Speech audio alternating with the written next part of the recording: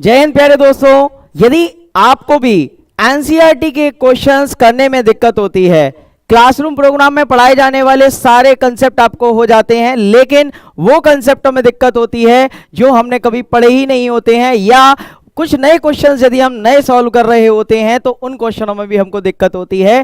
Class में सारी प्रॉब्लम्सों की एनालिसिस बहुत अच्छी तरीके से हो जाती है, लेकिन जैसे ही हम घर पर आते हैं और उन्हीं बातों को रिवाइज करते हैं तो बड़ी दिक्कतें होने लग जाती हैं। यदि हमको मॉड्यूल दे रखे हैं तो मॉड्यूल के बहुत सारे क्वेश्चन सॉल्व नहीं होते हैं। तो दोस्तों, आपके लिए वीडियो काफी इंफॉर्मेटिव होने वाली है। हेलो दोस्तों, मेरा नाम है इंजीनियर सीवी सर और आप कटारा एकेडमी के यूट्यूब चैनल पर हमारे साथ एनालिसिस कर रहे हैं। यदि आपके जहन में भी ये सारे क्वेश्चन आ रहे हैं जो कि यहाँ पर शो हो रहे हैं कि एनसीईआरटी को कैसे पढ़ना चाहिए, 9th और 10th की एनसीईआरटी बहुत अच्छी तरीके से हमें समझ में आ जाती थी, लेकिन जैसे ही हम क्लास 11th में आते हैं तो हमारे को बहुत प्रॉब्लम होने लग जाती है, जिसमें हम ये देखते हैं कि एनसीईआरटी में कोई पॉइंट तो कहीं पर है और कोई पॉइंट कहीं पर है, तो हमारी इंटरकनेक्टिविटी अपने ही टॉपिक में नहीं बन पाती है। सेकंड बात है, न्यूमेरिकल सॉल्व नहीं होते हैं। एक बहुत बड़ा सिनेरियो होता है, चाहे पीसीबी स्टूडेंट हो या पीसीएम स्टूडेंट हो, बेसिक फॉर्मूला बेस्ड न्यूमेरिकल तो बहुत अच्छी तरीके से हर बच्चा सॉल्व कर लेता है, लेकिन हल्का सा यदि कंसेप्ट ट्रिकी हो जाता है या फिर क्वेश्चन ट्रिकी बन जाता है तो वो क्वेश्चन सॉल्व होने में बहुत दिक्कतें करने लग जाता है। थर्ड है, क्लास में सब समझ आ जाता है, लेकिन सर जैसे ही न्यूमेरिकल सॉल्व करते हैं तो न्यूमेरिकल सॉल्व नहीं होते हैं। फॉर्मूले जब याद कर रहे होते हैं तो वो आपस में इंटरमिक्स हो जाते हैं। जैसे कि आप लोगों को मालूम है कि क्लास 11th में जब हम स्टार्टअप देते हैं तो 9th और 10th का सिलेबस बहुत छोटा सा होता है, लेकिन 11th और 12th का सिलेबस प्यारे बच्चों बहुत ज्यादा होता है। जिससे होता क्या है कि जब 11th का सिलेबस ज्यादा होगा तो कई सारे फॉर्मूले आएंगे, तो उनको इंटरमिक्स कैसे कर सकते हैं। प्यारे बच्चों, केवल 5 स्टेप में आपको बताऊंगा और आप बहुत शानदार कर पाएंगे अपने इस फिजिक्स सब्जेक्ट को क्लास 11th में। और यदि जिन बच्चों का सपना है आईआईटी में सिलेक्शन लेने का 11th और 12th के साथ साथ, या नीट में सिलेक्शन लेने का, या फिर अदर कॉम्पिटिटिव एग्जामिनेशंस की तैयारी में इसका काफी योगदान रहता है हमारे फिजिक्स सब्जेक्ट का, तो दोस्तों हम और आप मिलकर अपनी 5 स्टेप के आधार पर अपने फिजिक्स सब्जेक्ट को एक बहुत स्ट्रॉन्ग बना लेंगे। आइए वन बाई वन हम एनालिसिस करते हैं। सबसे पहले क्या करना है हमको, 100% जब भी आप अपने क्लास में जाएंगे, क्योंकि क्लास में हमारा टीचर ही हमारा सुप्रीम होता है, क्योंकि हम वहीं से सारी की सारी नॉलेज कलेक्ट कर रहे होते हैं, तो सबसे पहले प्यारे बच्चों हमको क्या करना है, 100% अपनी क्लास पर फोकस करना है। यानी कि क्लास में जो भी पूरा एनवायरनमेंट बना हुआ है वो बिल्कुल शांतपूर्ण होना चाहिए। सेकेंडली, टीचर को 100% सुनना है। अब बात आती है, सर हमने ये तो काम बहुत अच्छी तरीके से किया था, हमने अपने सर को बहुत अच्छी तरीके से सुना था, लेकिन सर तब भी बहुत सारी प्रॉब्लम आ रही है। It is the first step, it is not a last step. तो ध्यान से सुनो बेटा कि सेकंड स्टेप क्या होगा। सेकंड स्टेप में प्यारे बच्चों हम क्या करते हैं, जो भी हमारे को न्यूमेरिकल्स प्रोवाइड कराए जाते हैं हमारी एकेडमी में या हमारे स्कूल में, जैसे कि हम कहें कि डीपीपी डेली प्रैक्टिस प्रॉब्लम, या फिर हम कहें सीपीपी क्लासरूम प्रैक्टिस प्रॉब्लम, या हम कह सकते हैं जो इलस्ट्रेशन हमारे सर हमारे को करा रहे हैं वो, जैसे कि आपको यहां पर दिख रहा होगा कि कटारा एकेडमी में कुछ इस तरीके से डीपीपी या सीपीपी का प्रोग्राम चलता है, जिसमें क्या होता है, जो भी हम अपने क्वेश्चंस अपने स्टूडेंटों को देते हैं प्रैक्टिस के लिए घर के लिए, और या फिर क्लास में इलस्ट्रेशंस जो कि सीपीपी के फॉर्म में देते हैं, तो ये पूरा का पूरा आपके पास में कलेक्शन ऑफ न्यूमेरिकल्स एक सिस्टमेटिक वे में टॉपिक वाइज आ जाता है। अब बात आती है कि आपको इसको सॉल्व कैसे करना है। सॉल्व करने के दौरान जैसे कि मान लीजिए हमारे सर ने हमारे को क्वेश्चन कराया, पहला वाला करा दिया, सही है, और पहला वाला क्वेश्चन जो है वो 5 न्यूमेरिकल तक बिल्कुल सेम है। मैं एक एग्जांपल दे रहा हूं, तो क्या होगा, आपको पहला क्वेश्चन अटेम्प्ट करना है, देन उसके बाद में आपको होमवर्क दे दिया जाएगा जो कि उसी पर बेस्ड होगा। क्लियर। तो हमारे पास में कुछ इस तरीके से सीपीपी और डीपीपी की प्रॉब्लम्स को हम आसानी से कर सकते हैं। अब बात आती है कि डीपीपी में एक चैलेंज होता है। डीपीपी में होता है हमारे पास में टाइम लिखा हुआ कि हमारे को इतने टाइम ड्यूरेशन में ये करना है। लॉजिकल सी बात है, यदि आपने कोई कंसेप्ट बेटा पढ़ रखा है तो वो आपको पूरा का पूरा डीपीपी में तो क्वेश्चंस करना ही पड़ेगा। लेकिन प्यारे बच्चों साथ साथ होता क्या है, यदि आपने किसी भी क्वेश्चन को अपने नोट्स में लिखे हुए कंसेप्ट के आधार पर फर्स्ट अटेम्प्ट में यदि अटेम्प्ट कर लिया है तो आप उस पर फर्स्ट स्टार मार्क लगा सकते हैं, जिससे ये होगा कि आपको नेक्स्ट टाइम यदि आप उसी क्वेश्चन को करोगे तो डेफिनेटली आप कर पाओगे। सही है।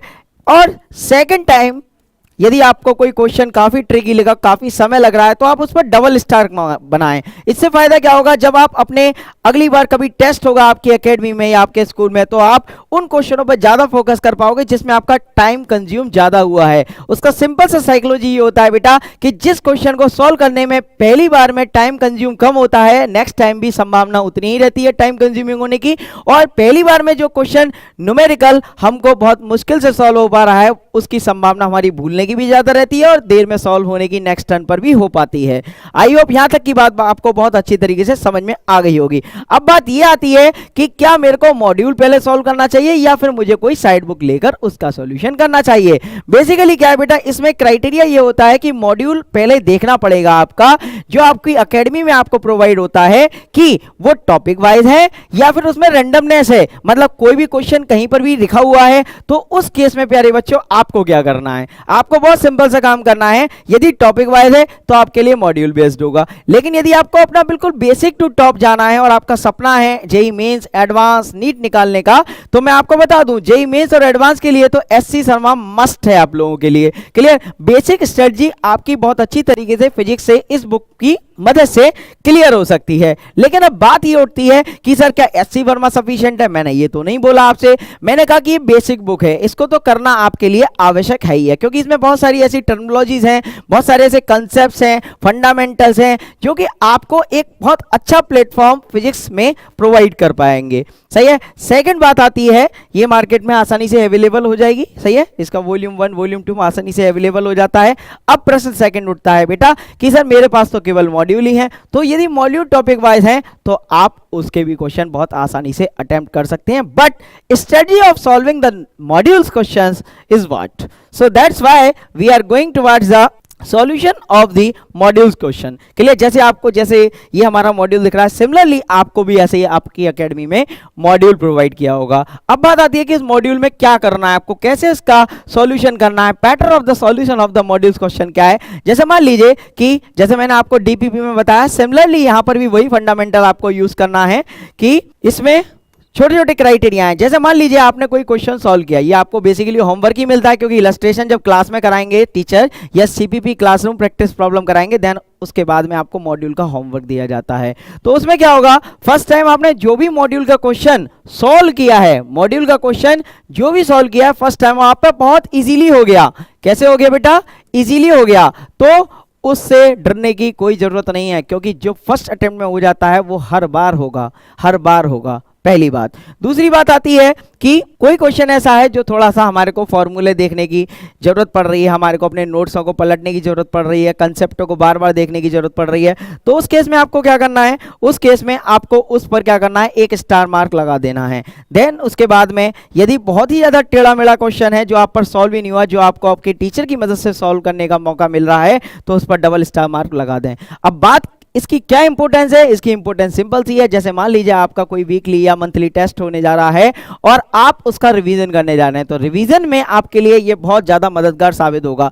आप अपना टाइम इस पर वेस्ट नहीं करेंगे, क्योंकि आपने फर्स्ट अटेम्प्ट में ही कर लिया था, तो इसका मतलब है सिंपल क्वेश्चन है, इस पर थोड़ा सा समय लगा था, तो आपका थोड़ा सा फोकस पड़ेगा कि ये क्वेश्चन मॉडरेट लेवल का है। लेकिन ये क्वेश्चन तो आपको जरूर करना ही करना है, क्योंकि ये तो आपके टीचर की मदद से आपको समझ में आया था, आप पर बेसिक तरीके से तो हो नहीं पाया था, जबकि आपके पास में तो इसके कंसेप्ट भी थे, फॉर्मूले थे। इसका मतलब है कि कुछ अलग यूनिक क्वेश्चन रहा होगा जिस पर आपने डबल स्टार लगाया था। आई थिंक यहां तक कि आपको बहुत अच्छी तरीके से प्यारे बच्चों बात समझ में आ गई होगी। तो हमारी लास्ट स्टेप आ गई कि यदि हमारे पास में, जैसे मैं एक एग्जांपल दूं कि NLM Newton's law of motion class 11th का एक चैप्टर है, जो कि काफी अपने आप में अच्छा और बड़ा चैप्टर होता है। सिमिलरली एक होता है रोटेशनल मोशन चैप्टर, वो भी काफी बड़ा और अच्छा चैप्टर होता है। तो बात ये आती है कि जब आप अपने हाफ ईयरली एग्जामिनेशन में एनालिसिस कर रहे होंगे या फाइनल एग्जामिनेशन में कर रहे होंगे, या आपकी एकेडमी में जो भी टेस्ट कंडक्ट हो रहा होगा मंथली, उस केस में आपके पास में नंबर ऑफ क्वेश्चंस बेटा बहुत ज़्यादा होंगे,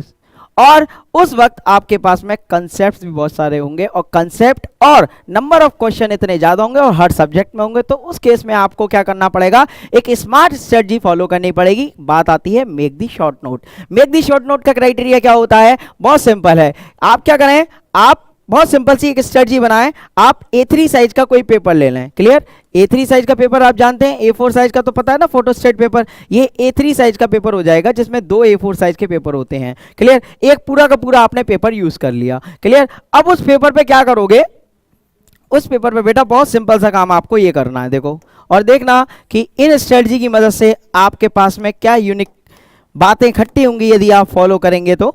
देखिए अब क्या होगा, आपने मान लीजिए कि मैं एक एग्जांपल दे रहा हूं कि काइनेमेटिक्स आपने लिख दिया। क्या लिख दिया बेटा? काइनेमेटिक्स लिख दिया। सही है?